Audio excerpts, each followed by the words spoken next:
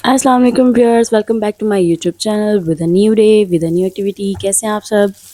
I hope आप सब खैरियत से होंगे, जहाँ भी रहें खुश रहें आबाद रहें।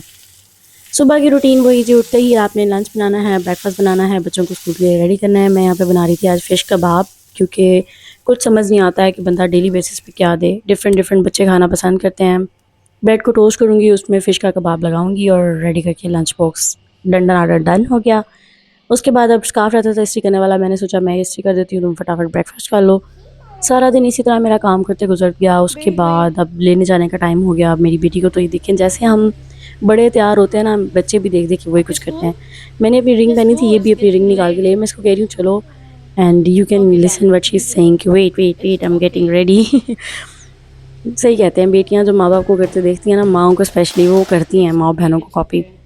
यहाँ से हम निकलेंगे, स्कूल जाएंगे, वहाँ से बेटी को लेंगे, रास्ते में से कुछ ग्रॉसरी करेंगे और फिर वापस आके मैं करूँगी वॉशिंग, क्योंकि ऐसा होता है कि वीकेंड पे भी कहीं ना कहीं आना जाना पड़ जाता है। इसलिए मैं कोशिश करती हूँ कि फ्राइडे इवनिंग या सैटरडे को लाजमी वॉशिंग कर दूँ। टेंशन फ्री हो जाता है बंदा। जितनी देर हम वहाँ स्कूल में वेट करते हैं कि बच्ची ये भी निकलेगी, यहाँ पे इसके खेल तमाशे ख़त्म नहीं होते हैं। बच्चे, हर बच्चे की नेचर बड़ी डिफरेंट है। मेरी बड़ी बेटी इस तरह बिल्कुल नहीं करती थी, and she is super naughty, she was super quite, and this one is super naughty. खैर, बच्चों की यही इनकी इन्जॉयमेंट है, कुछ पता नहीं है कहाँ क्या हो रहा है क्या नहीं हो रहा, कोई टेंशन नहीं है। फ्री मॉल कहते हैं ना, मीठे चौल, फ्री मॉल मीठे चौल। घर आने के बाद बच्चे फ्रेश अप होके लंच कर चुके थे और मेरे घर आ गया जी एक गौना, जिसका मुझे बिल्कुल पता नहीं चला। वो 2 दिन मेरे बेडरूम में रहा। यहाँ मेरे हस्बैंड उसको निकालने की कोशिश कर रहे हैं, बट वो बहुत ज़्यादा बड़ा तो नहीं था, लेकिन नहीं निकल रहा था, नहीं काबू आ रहा था, कभी एक बेड के नीचे कभी दूसरे बेड के नीचे।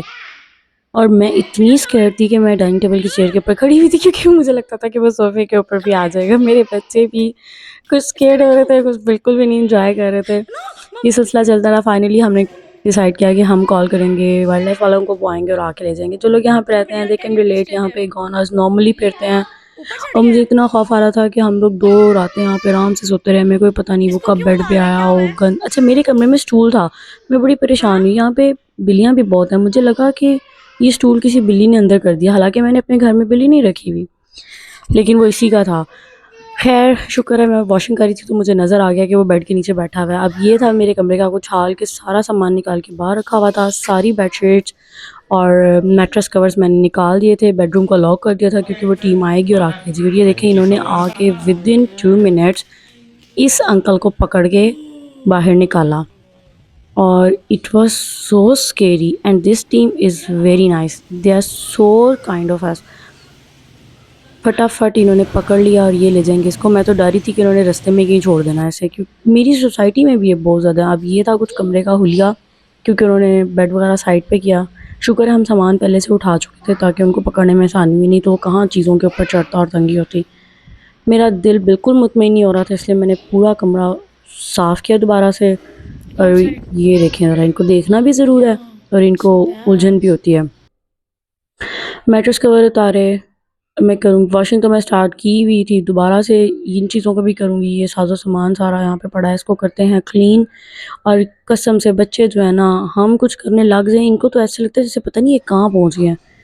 अब हो गई वॉशिंग, मैंने बेडशीट्स धो दी, मेरे स्टैंड्स फुल हो चुके थे तो मेरे पास और कोई ऑप्शन नहीं था। मैंने क्या किया कि बाइक पे डोर पे मैंने इस तरह से कपड़े रख दिए ड्राई होने के लिए, क्योंकि ऑब्वियसली बच्चों ने ब्लैंकेट्स रात को लेने होते हैं। बेड कवर्स, मैट्रेस कवर ज़रूरी है, बेड कवर तो ना भी हो for one night it's can be.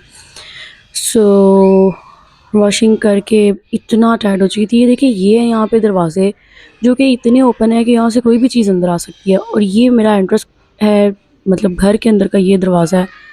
पता नहीं हम लोग इस ग्रिल को तो बंद रखते हैं, किस टाइम आ गया कुछ पता नहीं चला। ऑब्वियसली हर वक्त तो नहीं बंदा देख सकता।